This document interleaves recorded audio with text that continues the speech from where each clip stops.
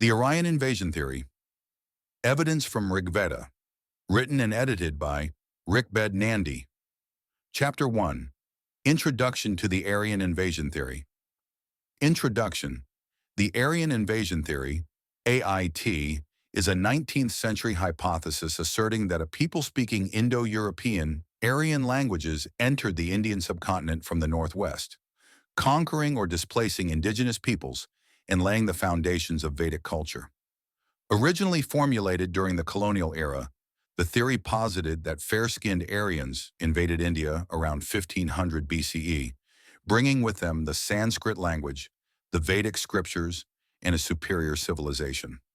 Over time, faced with mounting contrary evidence, the invasion narrative softened into an Aryan migration theory, AMT, depicting a more gradual influx of Indo-European speakers rather than a cataclysmic military conquest. Yet in both formulations, the core idea remained. India's civilizational impulses originated from external Aryan agents. This chapter critically examines the Aryan invasion theory from two complementary angles. First, we trace the historical development and colonial origins of the AIT, highlighting how European intellectual trends, missionary agendas, and imperial politics in the 18th to 20th centuries gave birth to and sustained the theory. We shall see how early comparative philology, notably Sir William Jones's discovery of the Indo-European language family, initially led to India being considered the cradle of civilization, but how, as colonial dominance grew, the narrative shifted to suit European racial ideologies. Key figures in this evolution, from Jones to Max Miller and others, will be discussed to show how linguistic scholarship became entangled with notions of race and how the Aryan homeland was gradually relocated outside India. We will also note the role of translators and scholars like Ralph T.H. Griffith, whose work on the Rigveda exemplified the 19th century European engagement with Vedic texts, often oscillating between genuine scholarship and the colonial tendency to project contemporary biases onto ancient Indian history. Second, the chapter presents a detailed internal critique of the AIT using evidence from the Rigveda itself, India's oldest text and the ostensible record of the early Aryans. The Rigveda's hymns furnish no straightforward support for an external invasion. On the contrary, their content and terminology undermine the racial and military assumptions of the AIT. We will analyze how the Rigveda uses terms like Arya, Dasa, and Dasyu, and review traditional commentaries, such as that of Sayana, to clarify their meaning and context. We will explore famous episodes like the Battle of 10 Kings, Dasharaya, to determine whether they reflect an Aryans versus indigenous war, or rather intra-family and intertribal conflicts among people who were all part of Vedic society. Colonial origins of the Aryan invasion theory. Early European encounters with Sanskrit and the idea of a common ancestry. The roots of the Aryan invasion theory lie in European intellectuals' fascination with Sanskrit and the ancient world during the 18th century. In 1786, British philologist and jurist Sir William Jones, while in Calcutta, famously observed striking similarities between Sanskrit, Greek, Latin, and other European languages. He proposed that these languages had sprung from a common source, later termed the Indo-European family. Jones was awed by the sophistication of Sanskrit, describing it as more perfect than Greek, more copious than Latin, and bearing resemblances in vocabulary and grammar that could not be due to chance. Although Jones's idea of a common origin for Indian and European civilizations was radical for its time, it initially carried no notion of an invasion. Rather, some early thinkers even imagined India as the cradle of civilization. Indeed, during the late 18th and early 19th centuries, several European savants idealized India's antiquity. Enlightenment figures like Voltaire, Louis-François de Sonnerat, Friedrich von Schelling, and Friedrich Schlegel argued that Europe's cultural and philosophical roots lay in India. It was widely conjectured that Sanskrit might be the mother of all Indo-European tongues, from which even Greek and Latin descended. Scholars such as Nathaniel Brassey Halhed, a linguist in Bengal, and James Parsons had already by the 1770s drawn links between Indian and European languages, foreshadowing Jones's thesis. The general sentiment among many early Indologists was one of reverence for India's language and lore. with the subtext that India could have been the original homeland of the Aryans, a term that would later be used to denote the Indo-Europeans. Notably, these initial perspectives were comparative and inclusive, rather than hierarchical. The term Aryan itself in these early studies was used as a linguistic label, derived from Sanskrit Arya, meaning noble or respectable, and had no immediate racial connotation. Arya was recognized in Indo-Iranian texts, the Rigveda and the Iranian Avesta, as a self-designation of peoples or cultures, not a description of skin color or skull shape. Early on, Aryan simply meant members of the Indo-European language family. For example, Thomas Young in 1813 and others used Indo-European and Indo-Germanic, and soon Aryan, to denote this linguistic group. Crucially, William Jones and contemporaries approached these studies with Enlightenment ideals. Jones even founded the Asiatic Society in Bengal, collaborating with Indian pundits, and did not suggest that the Sanskrit-speaking people arrived in India via conquest. If anything, some speculated that perhaps ancient Indians had migrated westward. The idea of India as the world's cultural fountainhead was entertained by thinkers like Friedrich Schlegel, who in 1808 wrote Über die Sprache und Weisheit der Indier, On the Language and Wisdom of India, proposing that ancient India radiated civilization outward. However, this early esteem for India's primacy did not last. As European political power over India grew in the 19th century, the narrative of origins began to shift dramatically. Several factors precipitated this change: the rise of scientific racism in Europe, the need to reconcile linguistic findings with biblical chronologies, and the colonial imperative to explain and justify British rule in India.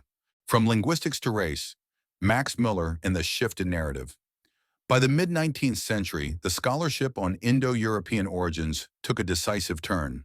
Linguists like Franz Bopp, who published comparative grammars of Indo-European languages, posited that Sanskrit and European tongues all descended from a lost Proto-Indo-European PIE ancestor, a hypothetical language older than Sanskrit. This move dethroned Sanskrit from its earlier position as the original language, casting it instead as merely the eldest daughter of PIE. With this reconceptualization, the geographic locus of primeval Aryan culture became a subject of speculation outside of India. In 1842, August Wilhelm von Schlegel, younger brother of Friedrich, asserted that a central homeland, perhaps in Central Asia or beyond, must have sent forth migrants both east to India and west to Europe. Scholars like Theodore Benfey went further to suggest that the peoples of southern India, perceived as more primitive by European observers, were remnants of an earlier population subjugated by invading Aryans from the northwest. By the 1850s, the idea had crystallized that if Indo-European languages were related, the people who spoke them must also share blood ties. Thus was born the notion of an Aryan race, and with it the inference that these Aryans were newcomers to India who had conquered the indigenous non-Aryans. In other words, a linguistic hypothesis was reinterpreted as a racial migration or invasion scenario. No figure looms larger in this shift than Friedrich Max Muller, a German-born philologist who became Oxford's professor of comparative theology. Max Muller, working in the 1860s, was instrumental in popularizing the term Aryan to denote not just a language family, but a racial group. He wrote of an Aryan race in his lectures and essays, speculating about their original home and their wanderings. Although Miller later insisted he had meant Aryan in a linguistic, not physical sense, the damage was done. His contemporaries and the public eagerly conflated race with language. Miller also undertook the massive project of editing and translating Vedic texts, funded by the British East India Company, including the Rigveda. In doing so, he arbitrarily assigned dates to these texts, famously proposing 1200 BCE as the age of the Rigveda, without solid evidence. This date conveniently fit the emerging idea that an Aryan incursion occurred around 1500 BCE, after the decline of an earlier urban civilization in India. Muller himself admitted in an 1890 essay that such dates were merely hypothetical, and that whether the Vedic hymns were composed in 1000, 1500, or 3000 BCE, no power on earth will ever determine. Nonetheless, his 1200 BCE chronology became ossified in textbooks, and the date of 1500 BCE for Aryan arrival was repeated in all mainstream academic literature on India and Hinduism as an article of faith. The mid-19th century also saw overt racial framing enter the discourse. European writers hypothesized that the original Aryans were dolicho blonde, long-skulled and blonde-haired, coming from somewhere in Central or Northern Europe. French raciologists like Georges Vacher de la Puge and amateur theorists like Karl Penka placed the Aryan homeland in regions such as Scandinavia or Germany, arguing that only the climate of Europe could produce the vigorous, fair race who spread civilization. By 1878, the German philologist Ludwig Geiger contended that the Indo-Europeans were blue-eyed blondes, and that any darkening of features in some branches was due to intermixture with inferior races. Such ideas dovetailed with the rising tide of scientific racism and even fed into nascent nationalist ideologies in Europe. The newly unified Germany, lagging in colonial possessions, was keen to claim a glorious antiquity for itself. The notion that Germans were the original Aryans, ancestors of both ancient Indians and modern Europeans, proved attractive.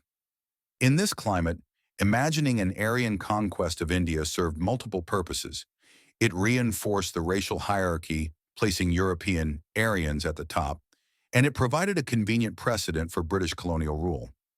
If fair Aryans had once subjugated the subcontinent in prehistoric times, then Britain's dominion might be cast as a second coming of the Aryans, fulfilling a historic mission to civilize. Colonial agendas and the consolidation of the AIT.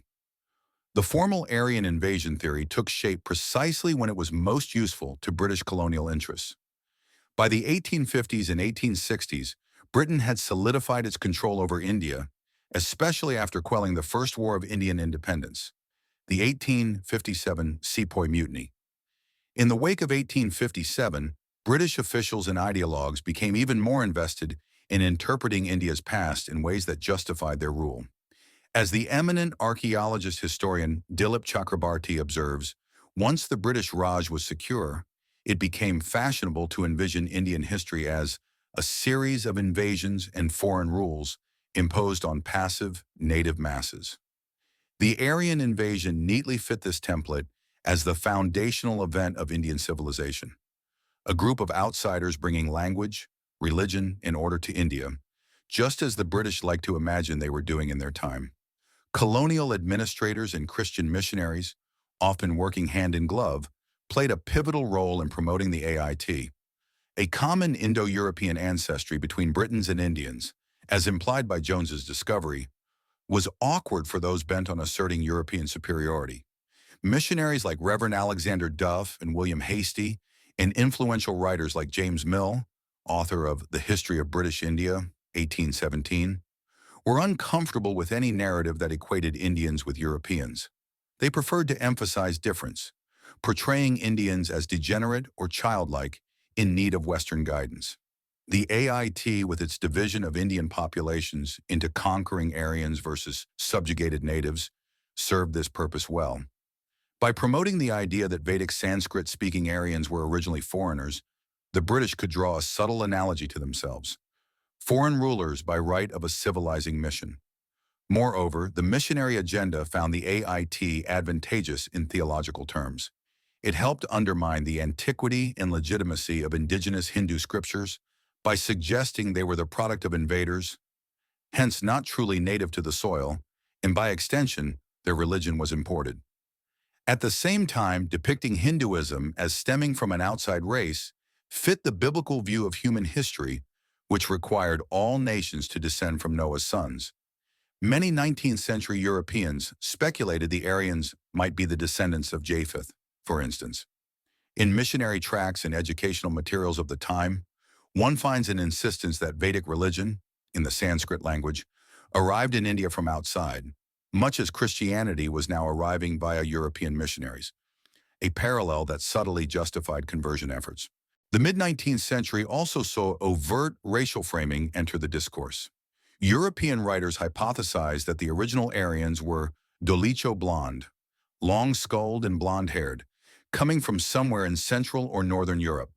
French raciologists like Georges Vacher de la Puge and amateur theorists like Karl Penka placed the Aryan homeland in regions such as Scandinavia or Germany, arguing that only the climate of Europe could produce the vigorous, fair race who spread civilization.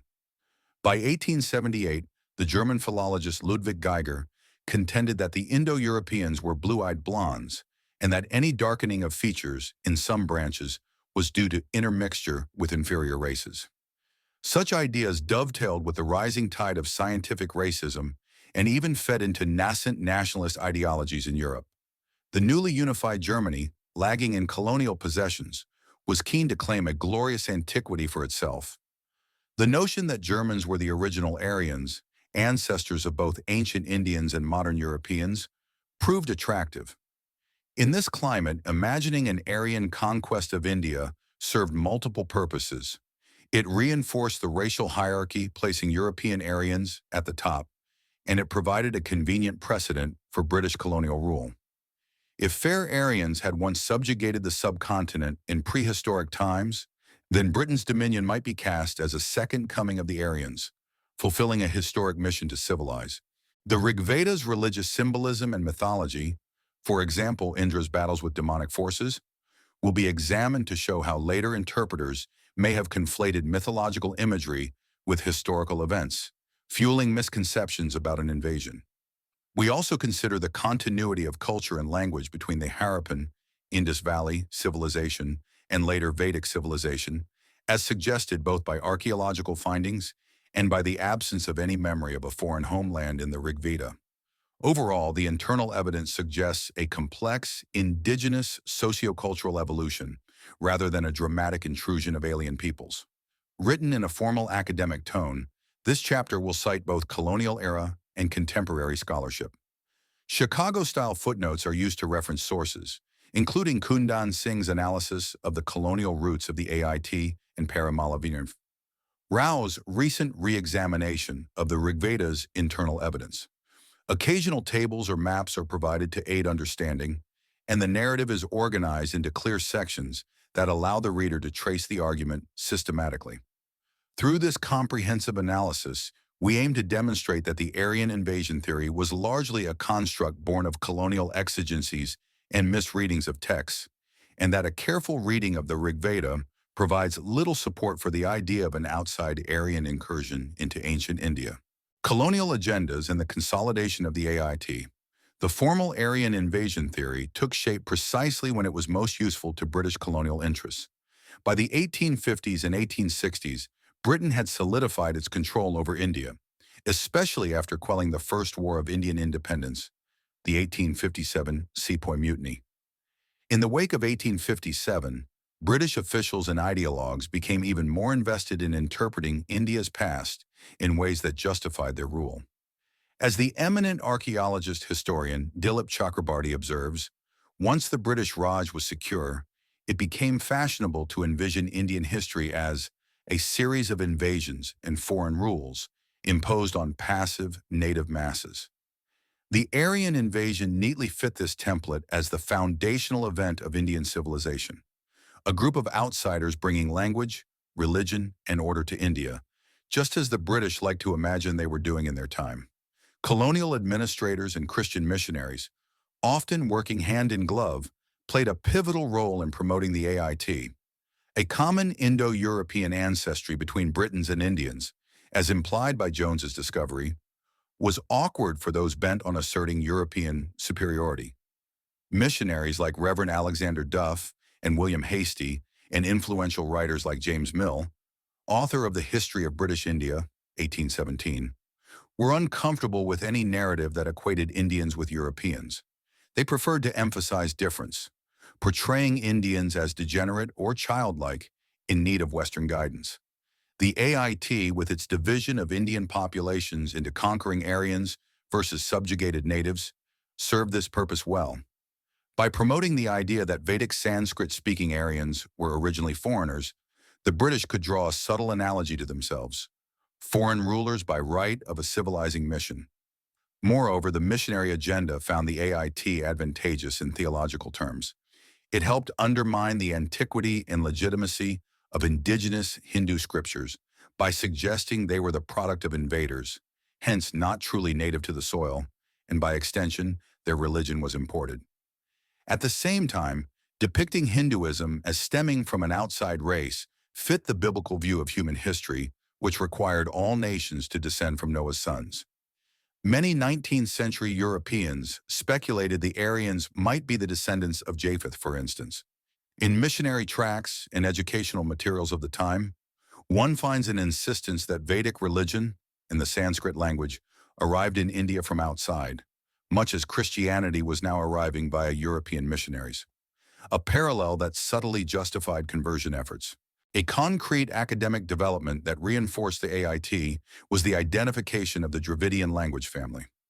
In 1816, the British civil servant Francis White Ellis first argued that the South Indian languages, Tamil, Telugu, Kannada, Malayalam, formed an independent family unrelated to Sanskrit. This went against the traditional Indian understanding, wherein Sanskrit was revered as the ultimate source of all cultured speech. Even Southern scholars had considered their tongues as derived from or heavily influenced by Sanskrit. Ellis and later the missionary bishop Robert Caldwell, whose 1856 comparative grammar of the Dravidian languages became influential, emphasized the separateness of Dravidian languages. By mid-century, educated Europeans had adopted a model of India's past in which the subcontinent's inhabitants consisted of distinct races speaking distinct families of languages.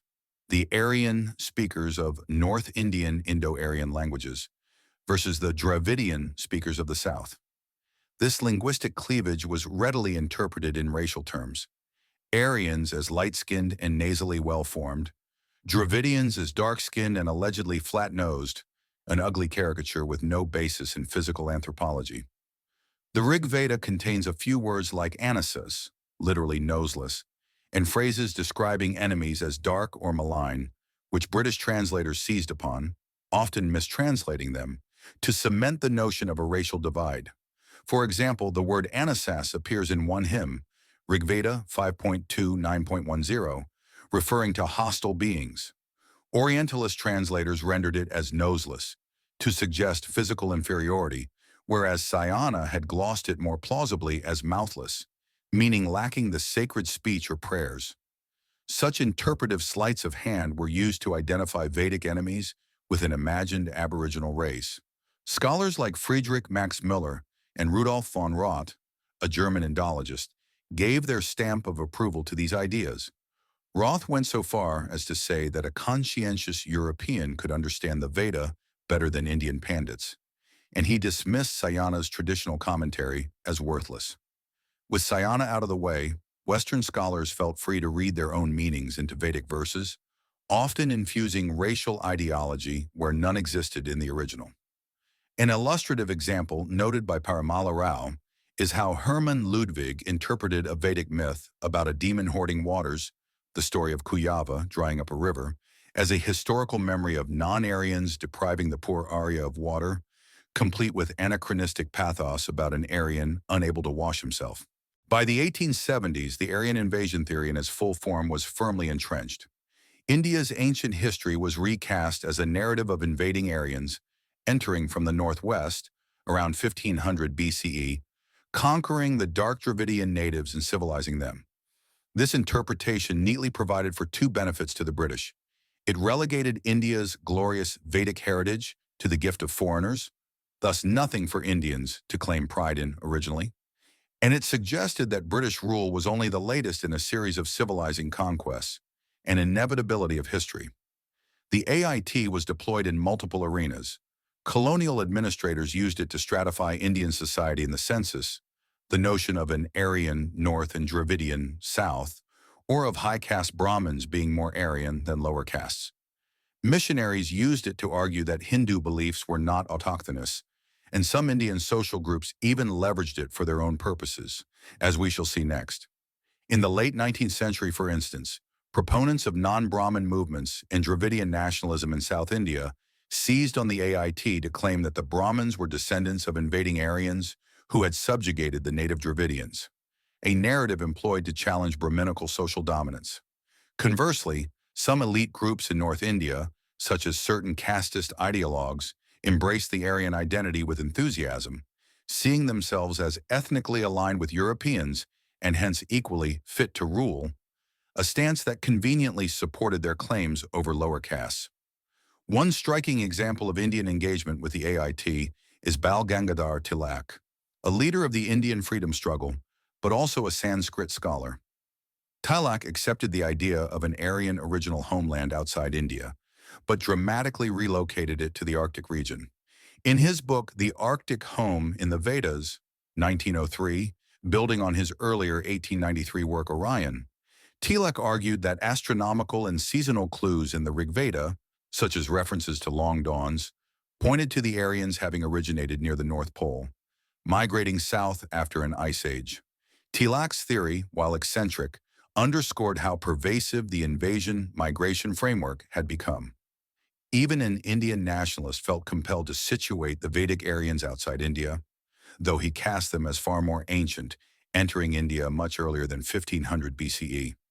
On the other hand, B.R. Ambedkar, the prominent jurist and social reformer, directly attacked the AIT as a baseless and pernicious myth. Writing in the 1940s, Ambedkar pointed out the lack of Vedic evidence for any invasion and criticized the AIT as a preconceived theory into which facts were being forced.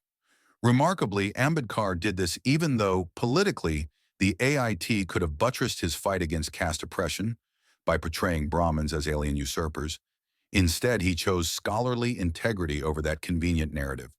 Ambedkar's rejection of the Aryan race theory, calling it just an assumption and no more, highlighted a developing Indian consensus that saw the AIT as a tool of divide and rule and not an accurate reflection of history. Archaeology, the Harappan civilization, and the evolution into the Aryan migration theory. The turn of the 20th century brought a dramatic discovery that should have upended the Aryan invasion theory: the unearthing of the ancient Indus Valley civilization, also known as the Harappan civilization. In 1924, Sir John Marshall of the Archaeological Survey of India announced that excavations at Harappa, Punjab, and Mohenjo-Daro, Sindh, had revealed a previously unknown urban civilization thriving in the 3rd millennium BCE. These cities, dated to 2500 to 1900 BCE, showed advanced town planning with straight roads, brick houses, drainage systems, public baths, and writing on seals. It was immediately clear that this was a Bronze Age civilization contemporary with ancient Egypt and Mesopotamia, and crucially, it predated the supposed 1500 BCE Aryan invasion by many centuries. The established colonial narrative held that before Aryans arrived, India was inhabited by primitive tribes with no cities. Yet here was proof of a highly sophisticated, indigenous urban culture that flourished before the Aryans were meant to appear. As Kundan Singh notes, the discovery of Harappa and Mohenjo-Daro struck at the very root of the prevailing discourse that Aryans had brought civilization to India. One would expect that these findings would force a reconsideration or abandonment of the AIT. And initially, there was indeed shock and debate. However, instead of rejecting the invasion hypothesis, many scholars simply revised it into a new form. They posited that the Indus Valley cities were populated by a non-Aryan, perhaps Dravidian people, and that the Aryans must have invaded and destroyed this civilization in late Bronze Age times. Thus, the theory was tweaked. Rather than Aryans encountering a land of simple herders, they now conquered a mighty civilization. This narrative claimed that the civilized Dravidians of Harappa were overcome by the marauding Aryans, who then pushed the remnants of those people south, supposedly giving rise to Dravidian cultures in peninsular India. Importantly, this maintained the racial hierarchy subtext: the fair, warlike Aryans defeating the darker, urban Dravidians, and preserved the colonial idea that everything noble in India, even the cities, either came from outside or was appropriated by outsiders. A prominent proponent of this revised view was archaeologist Mortimer Wheeler, who in the 1940s became Director General of the Archaeological Survey. Wheeler famously interpreted a fortified section of Harappa as a citadel built to defend against invaders, and pointed to scattered skeletons at Mohenjo-Daro as evidence of a massacre. In a dramatic flourish, Wheeler invoked the Rigveda to support his theory, noting that Indra is called Purandara, fort destroyer, in the hymns. He declared on circumstantial evidence that Indra stands accused of the murder of the Harappans. In Wheeler's scenario, around 1500 BCE, the Aryan tribes, led by their god Indra, stormed the walled cities of the Indus Valley and destroyed them. A literal reading of mythic language. This interpretation held sway for some time in mid-20th century scholarship and even filtered into school textbooks. The end of the Harappan civilization was attributed to Aryan invaders, corroborating the AIT timeline. However, decades of subsequent archaeological research have overwhelmingly discredited the idea of an Aryan destruction of Harappan cities. Excavations and analyses by Indian and Western archaeologists alike have found no evidence of a large-scale violent invasion or warfare at Harappan sites. The scattered skeletons in Mohenjo-Daro, once dramatic proof for Wheeler, have been reinterpreted as hasty burials or deaths caused by floods and disease rather than battle.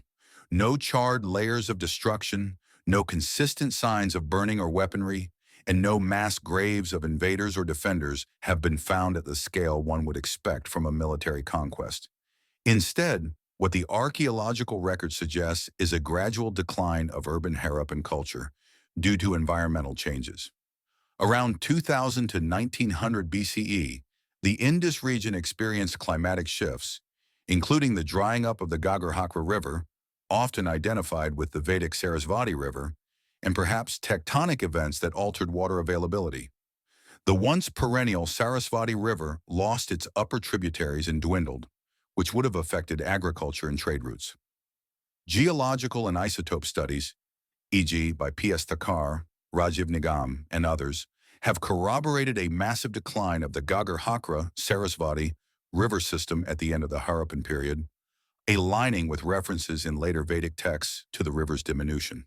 Archaeologist Gregory Possehl notes that by 1900 BCE, many Indus cities were abandoned or depopulated, but at the same time new settlements were appearing elsewhere. There was a significant eastward shift of population. Late Harappan communities moved from Sindh and Cholistan, Pakistan, toward the Punjab, Haryana, western Uttar Pradesh, and Rajasthan, essentially from the Indus Basin toward the Gangetic Plain. Possehl writes, there was an increase in the number of settlements in the Punjab, Haryana, western Uttar Pradesh, and northern Rajasthan as Harappan urbanism declined in the Indus Valley. In other words, people were migrating within India, relocating their habitations in response to environmental stress, not being slaughtered or chased out by invaders. Similarly, archaeologists Jonathan Mark Knoyer and Jim G. Schaffer have argued that the end of the Harappan civilization is best explained by a combination of ecological and internal socio-political factors, not an influx of aliens. Schaffer and Lichtenstein's research explicitly states that the changes around 1700 BCE reflect a gradual and significant population shift eastward, and that these changes were cultural continuity through transformation rather than replacement. Crucially, physical anthropology and genetic studies of skeletal remains have not detected a sudden racial change in northwestern India at the supposed time of invasion. As Knoyer observed, there is no concrete evidence for the appearance of a new biological population during the late Harappan phase. Human remains from Harappan and post-Harappan levels show biological continuity. There is no mass influx of a totally different cranial type or genetic profile around 1500 BCE that would indicate a new people arriving en masse. And yet, despite the paucity of archaeological support, the idea of Aryans coming to India has survived, largely due to the inertia of colonial narratives and the weight of linguistic evidence, which at least superficially suggests an external origin for Indo-Aryan speech. The result is a curious disjunction. Archaeologists often publicly refute the invasion model, but in the next breath, many accept the migration model without tangible proof, perhaps because the linguistic consensus is hard to ignore. As Singh notes, it is most surprising that archaeologists who find no new population at the end of Harappan times still cling to some version of the Aryan arrival, at times contradicting themselves. For example, Knoyer, after stating that no new people can be seen at Harappa, thus no invasion, speculated that perhaps Vedic communities were passing through or living in regions controlled by Harappa during its late phase. Such conjectures, arguably, are designed to save the theory by suggesting the Harappans and incoming Aryans coexisted, a scenario that again lacks direct evidence, but keeps the external origin hypothesis on life support. Internal evidence from the Rigveda, a critique of the AIT. The terms Arya, Dasa, and Dasyu in the Rigveda. Any discussion of the Aryan invasion theory in relation to the Rigveda must begin by clarifying what the text actually says about the people termed Arya and their supposed enemies. The Rigveda circa 1500 BCE or earlier, by conventional dating, is a collection of 1028 hymns, suktas, composed in Vedic Sanskrit. It is fundamentally a religious text, hymns in praise of various deities, and not a straightforward historical or narrative record. Nevertheless, throughout its verses we find references to groups labeled Arya, Dasa, and Dasyu, and these terms have often been interpreted or misinterpreted in ethnic or racial terms by later commentators. A close reading, however, reveals a much more complex and nuanced picture, one that undermines the simplistic Aryan versus Aboriginal dichotomy posited by the AIT. In the Rigveda, Arya is used in a cultural and religious sense, not a racial one. The word Arya in Sanskrit literally means noble, respectable, or of high birth character. It appears in the Rigveda to denote people who are adherents of the Vedic socio-religious norms, essentially those who participate in the yajna, sacrificial rituals, compose hymns, and worship the Vedic gods, like Indra, Agni, etc. Crucially, Arya in the Rigveda does not refer to all of humanity or even to all inhabitants of India. It refers to a subset of people, likely the Vedic tribes themselves, who saw themselves as civilized and God-fearing. The text does not present the Aryas as invaders or newcomers. Rather, it speaks of them as an established community in the land, occasionally distinguishing them from others by behavioral and religious criteria. Correspondingly, the terms Dasa and Dasyu in the Rigveda generally denote those who are outside or opposed to the Vedic cultural fold, often portrayed as adversaries of the Vedic people. Traditional Indian commentators and many modern scholars concur that these terms are used more in the sense of enemies or impious ones, rather than denoting a specific race or tribe. The Rigveda itself gives clues that the distinction is not primarily ethnic. For instance, one hymn explicitly says, Indra Agni slay both Arya and Dasa foes, asking protection from those who would kill us, whether he is a strange enemy or one of us. Here, the Rishi, sage, is clearly acknowledging that enemies can be both outsiders and insiders, one of us, implying that some Aryas, fellow Vedic people, could turn hostile or impious, just as some Dasas, others, are hostile. Another hymn by the sage Vasistha describes a battle in which Indra's aid is sought against foes and says, whether the enemy is a Dasa or an Arya, O Indra, take care of them. Paraphrased. We also find the sage Bharadvaja pleading for protection from those who hate us in this world, be they Dasa or Arya. Such verses demolish the notion that Arya and Dasa refer to two neatly separated races locked in eternal conflict. Instead, they suggest a fluid categorization based on one's allegiance or behavior towards the Vedic ritual order. The term Dasyu is often used alongside Dasa, sometimes interchangeably, but with a connotation of lawlessness or impiety. Dasyus in the Rigveda are frequently depicted as those who do not perform sacrifices, do not obey the deities, and disrupt religious practices. For example, Rigveda 1.3.3.4 speaks of Indra destroying the Dasyus because they do not perform sacrifice. Sayana, the 14th century commentator, generally glosses Dasyu as a thief or a lawless person, and Dasa similarly, while sometimes equating both to demons. Significantly, the Rigveda shows that Dasyus and Dasas could possess substantial power and even spiritual knowledge.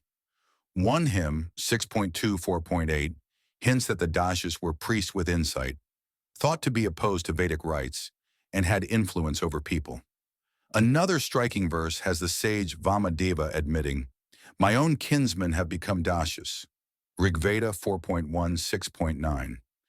essentially calling his fellow tribesmen Dasyu because they did not support his sacrifices. Vamadeva calls those who are born with him Sajata, and even a friend, Saka, his enemies because they turned against the ritual law. These self-references underscore that Dasyu was not a fixed racial label. It was a pejorative for those, of whatever origin, who rejected or violated the norms of the Vedic society. Conversely, the category Arya in the Rigveda is not portrayed as a unified race either. The Rigveda remembers conflicts among Aryas themselves, including sages and clans. Rivalry between Vedic clans, like the feud between the sages Vasistha and Vishvamitra, or between different tribes such as the Purus and the Bharatas, is documented. At times, certain Arya individuals are denounced in the hymns for being traitors or impious. For example, one hymn, RV 7.6.3, speaks of Indra destroying the Arya who does not give, who does not sacrifice, showing that even an Arya by birth could be cast as an enemy if he behaved against the expected code. Furthermore, the Rigveda presents Aryas, Dasas, and Dasyus as coexisting in the same world and interacting. They are not segregated by geography in any simple way within the text. In many hymns, the same gods are said to be worshipped by Aryas and Dasas alike. A notable verse by the sage Kanva declares that Indra is the deity to whom both the Aryas and the Dasas belong, RV 8.51.9, and he is the Lord of wealth for both.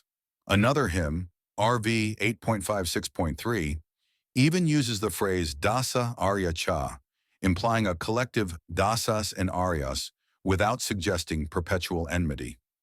There are also instances of people with the name Dasa being praised. For example, kings and heroes like Sudas, whose name contains Das, though he is the Arya king in the Battle of 10 Kings. Devodasa, an important king and patron of the priests, whose very name means divine Dasa. And others like Trasadasyu, literally terror to the Dasyu, who in later legend is an Arya king, but interestingly bears Dasyu in his name. The presence of such names indicates that Dasa could be honorific, or at least not anathema in certain contexts, and that over generations, identities were fluid. In fact, the Rigveda even mentions Dasa kings and patrons who were virtuous or helped the Vedic sages. One hymn alludes to a Dasa benefactor, Dasa Balbutha, who rejoiced with the gods and made generous gifts to the ritual performers. Such references imply that Dasa was not a permanent badge of inferiority. Dasas could be integrated and even lauded if they aligned with Vedic practices. Finally, an intriguing connection comes from the Iranian side. The old Iranian word Daha or Dasyu, Avestan Danhu, or later Persian Daha, referred to certain tribes, and in Zoroastrian tradition, Dregvant, comparable to Dasyu, means a follower of the lie, i.e., non-Zoroastrian. Notably, Paramala Rao points out that the Rigvedic Dasyu might be linguistically related to Avestan Dastur/Dastur, meaning a high priest. This raises the possibility that what the Vedic poets labeled Dasyu could be referring to rival priests or seers, maybe of an Asura, Ahura worshipping faction, not to an entirely different ethnicity. In summary, the terminology within the Rigveda suggests a socio-religious distinction. Arya essentially meaning members of our community, those who uphold RTA, the sacred order, through rituals, and Dasa Dasyu meaning others who do not, who might be our competitors, rebels, or even kinsmen gone astray. Conflicts in the Rigveda. Myths and reality, Indra, Vrtra, and the enemies. The Rigveda's hymns are replete with descriptions of conflicts and battles. These conflicts fall into two broad categories: mythological battles between gods, or godlike heroes, and demons, and human battles among various tribes and leaders. A key task is to discern whether any of these can be read as historical memories of an invasion of India by foreign Aryans fighting native inhabitants, as the AIT supposes. One of the most famous Rigvedic myths is Indra's battle with Vrtra, the dragon or serpent who hoards the waters. Indra is extolled in dozens of hymns for this feat. Vrtra is said to have blocked the rivers and obscured the sun, and Indra smote him with his thunderbolt, releasing the waters and renewing fertility. Orientalist scholars of the 19th century tried to rationalize this myth as an allegory of Aryans overcoming Aboriginal tribes. They noted that Virtra and other demons are sometimes called Dasa or Dasyu in the hymns, and interpreted the withholding of water as perhaps real-life events like diverting rivers or sieges of forts, where water supply is cut off. For example, H. Ludwig spun the tale of Indra and Virtra into a scenario where the dark-skinned non-Aryans denied the conquering Aryans access to rivers. The poor Arya has not even water to wash himself. This is a prime example of reading myth as history. However, traditional exegesis and a closer contextual reading of the Rigveda show that Indra vs. Virtra is a cosmic naturalistic myth, not an account of people fighting. Virtra in Sanskrit literally means obstruction or enveloper, an apt name for drought or the demon of drought. He is described with epithets like Mayavan, magician, for hiding the waters in his caves. Sayana unequivocally interprets Virtra as a symbol for the dark, rain-bearing cloud that must be burst for rainfall. When Indra kills Virtra and the waters flow, the Rigveda says the sun shines and dawn appears, a clear indication that this is about the ending of a metaphorical drought night and the restoration of cosmic order. Dawn, rain, prosperity. Indeed, even later Vedic texts treat this as myth. Indra is said to have incurred sin, Brahmahatya, for slaying Virtra, who is styled a Brahmin in some accounts, obviously a mythic embellishment, as demons can paradoxically be Brahmins in later lore. The salient point is, Indra's foes like Virtra, Shusna, Namuchi, and Shambhara are depicted as supernatural beings or demons of drought and chaos. They are often labeled Dasyu or Asura in hymns, but it strains credulity to treat them as mortal human enemies. Sayana's commentary again is insightful. He frequently glosses these names as metaphors, e.g. Virtra, leisure cloud, and calls the enemies of the Arya's sacrifices Danavas, demons, offspring of Danu. Moreover, Rigveda 2.11.18 refers to Indra's killing of Virtra as sinkings of the Dasyu, reinforcing that Dasyu is a broad term that can apply to cosmic enemies too. One often cited verse in the invasion debate is Rigveda 1:118, which mentions Indra with his fair-complexioned friends or helpers won the land and the waters. Victorian translators gleefully quoted this as proof that light-skinned Aryans under Indra defeated dark natives and took their territory and rivers. The Sanskrit here is Shukra it Gunair Vajam Jayat. With bright, splendid companions, he won the prize: land, sunlight, water. The word Shukra can mean bright, not necessarily a skin tone. Guna means attributes or perhaps bands. Sayana's interpretation of this verse is entirely naturalistic. Indra with the glittering Maruts, storm gods, dispersed the dark clouds, symbolized as Dashyas, and brought rain and sunshine. There is no mention of people's complexions at all. It is a vivid description of a thunderstorm, lightning, Indra and his bright cohort of storm deities, overcoming darkness, clouds, and yielding rain, water, and clear skies, sunlight. Only by wrenching the imagery out of context could one twist this into a racial conquest narrative. Yet that is precisely what some 19th century scholars did, ignoring Sayana and other Indian exegetical traditions. The Rigveda does have hymns describing human battles as well, often asking the gods for victory. Many of these are intertribal conflicts where one chief prays for success against others. The most detailed battle account in the Rigveda is the Battle of 10 Kings, the Dasharajya, told primarily in Mandala 7, hymns 7.18, 7.33, etc. This battle is highly illuminating in assessing the AIT. The battle was fought between King Sudas of the Bharata tribe, allied with the Turtsu clan, and a confederation of 10 or more other kings, notably including the Purus, Yadu, Turvasha, Anu, and Druhu tribes, among others. These tribes are all Indo-Aryan speaking groups. Their names are in Sanskrit. There is no indication that some are outsiders from a different race. In fact, tradition holds that all these clans descended from common ancestors. Notably, Turvasha and Yadu are even considered descendants of Yayati in later texts, Just like Puru and Anu, so in later reckoning, they're all part of the broader Arya family. The Rigvedic hymns themselves call both Sudas and his enemies Dasa at times.